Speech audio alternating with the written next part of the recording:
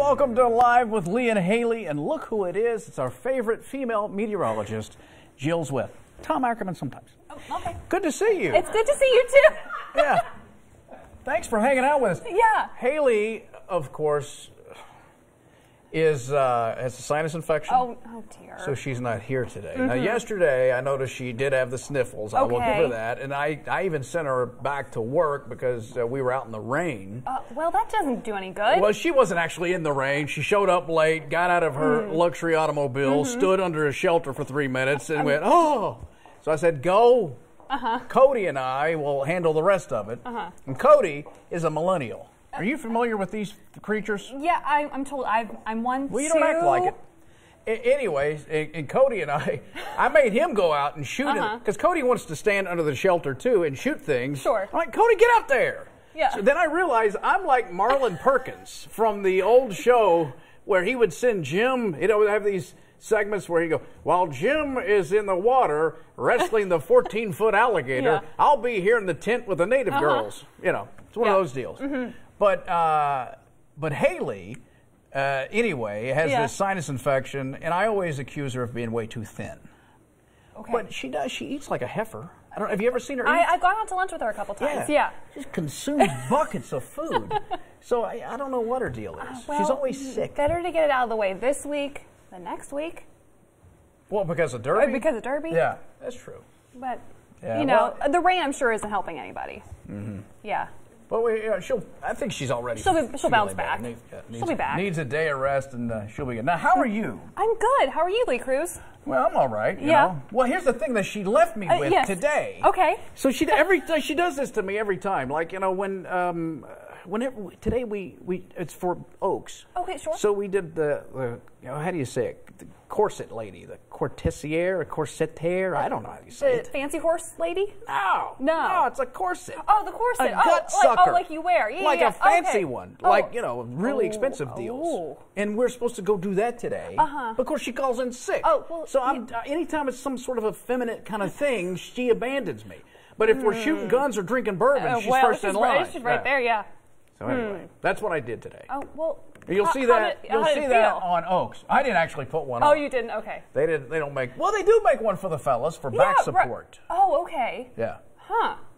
Have you ever worn one? Not that I'm aware of, but I was a ballet dancer, so you know some of those tutus, little tight, can't breathe.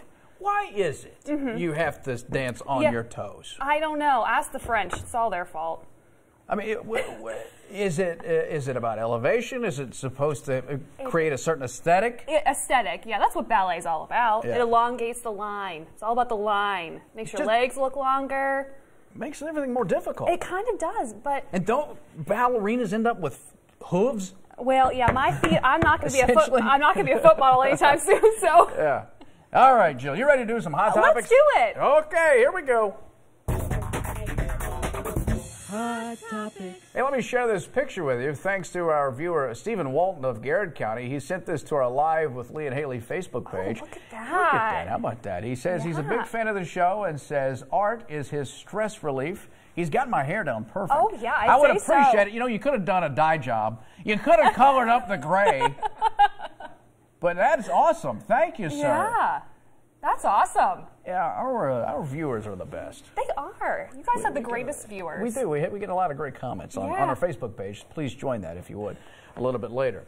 Well, you just heard about this from Michael. Maybe you missed it, but the Commission on College Basketball sharply directed the NCAA to take control of their sport, calling for sweeping reforms to separate, I should say, pro and college tracks. Permit players to return to school after going undrafted, which is a common sense rule. If you don't make it in the NBA, why can't you go back to college? And then ban cheating coaches for life. Independent commission led by former Secretary of State Condoleezza Rice. They issued a 60-page report 7 months after the group was formed by the NCAA in response to a federal corruption investigation. So programs like Louisville and Kansas have been tied to possible NCAA violations. They said they wanted to enforce rules in a stricter fashion, which means we're not going to let Duke and North Carolina off the hook again, I assume. Right.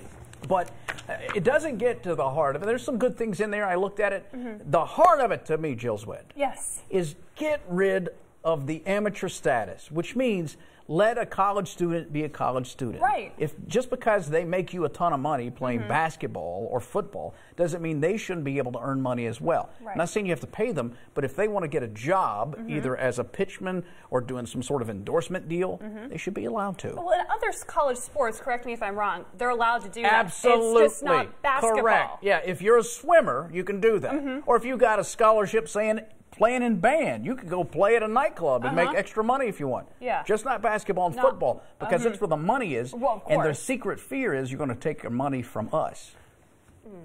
That's why. I mean, I didn't go to a school where there's one and doneers. They all graduated, went for all 4 years. Really? I went to St. Louis University. Proud Billikens. The Billikens. The Billikens, that's right. Sometimes they do pretty well in basketball. Yes, They'll whenever show up I was like in March school, Madness, we were 3 out of the 4 years, we made it to the big dance. So it was pretty exciting stuff. Did Travis Ford coach Yes, he there? did. He's the current head coach. Yeah, that's our guy. A Kentucky guy. Yeah. Over there in St. Louis. Good for you. Yeah. All right. You know, they're building back up. Okay, Jill, Anyway, read this thing here. Okay, so this one, I'm not really sure about this one. This is just stupid. So a Florida high school student's promposal sign has gone viral for its racist message.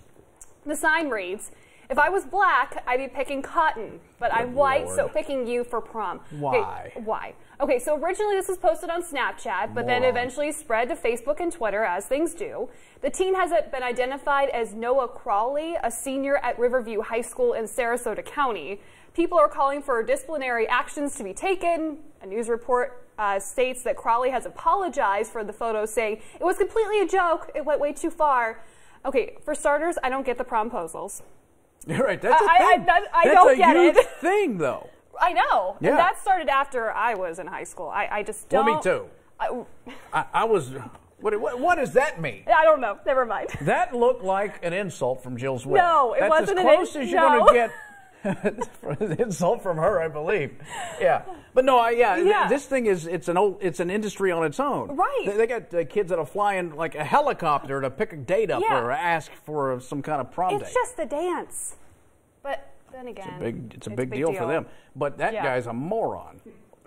Yeah. He's an idiot. And apparently she said yes. Oh, did she? Why do women say yes to idiots? I would, I better rephrase that because somebody said yes to me once, so. Yeah.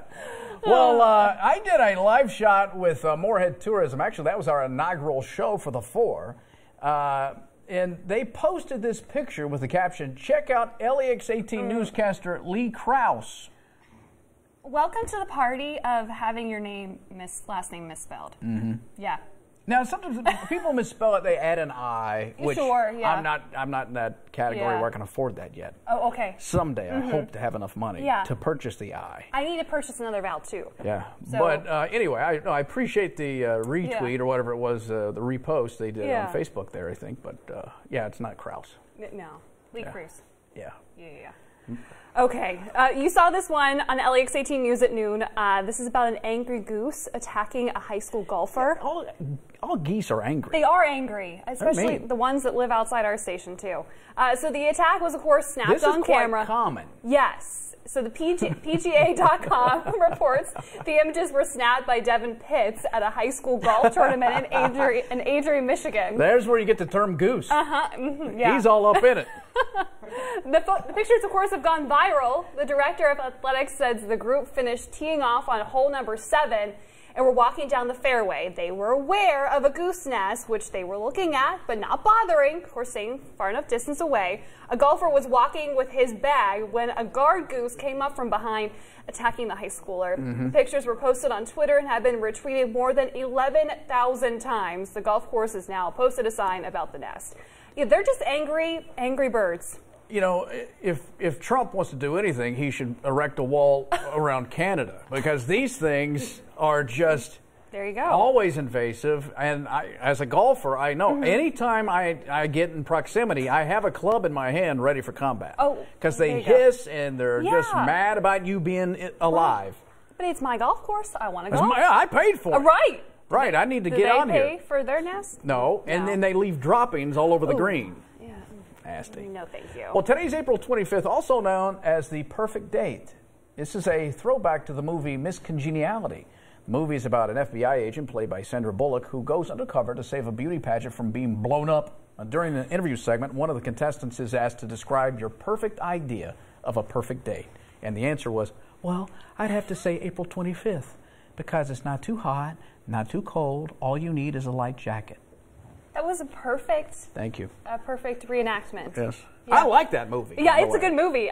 Every time it's on, USA, TBS, whatever, channel and cable, always have to stop and watch. The best send-up of a pageant movie is Drop Dead Gorgeous. Oh. Have you not seen that? I have not seen that one. Oh. That's funny. I mean, guys will love it. Even guys love this movie. It is so good. Yeah. Do a Netflix thing or something. Yeah. Drop Dead Gorgeous. Drop Dead Gorgeous. Kirsten Dunst. Okay. Amy Adams' very first movie she ever did. Okay. Yeah, I like Amy Adams. Alan Barkin and then Allison Janney. Oh, great cast. Oh, okay, I'll add that to my queue. Yeah. Speaking of your queue, Amazon is releasing a brand new version of Echo Dot specifically for your kids. Okay. It features parental controls and kid-friendly sensory content. It is also a new positive reinforcement feature for Alexa, promoting politeness and using the words please and thank you. Nice.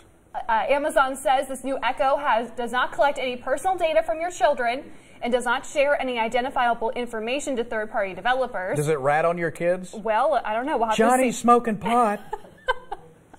The Echo Dot Kids edition is available in red, blue, or green. It costs $79.99. Available for pre-order today, and shipments start on May 9th. So just one more thing for Amazon to rule your life. Yeah. All right. Well, that concludes our edition of this Hot Topics. Huh? Okay. Okay. I don't know what that meant. Okay. All right. Here we go, Jill. What we got coming up? Okay. So cutting-edge technology is now helping the way doctors operate on retinas. How it works next, coming up on Live with Lee and Hayley. Stay with us.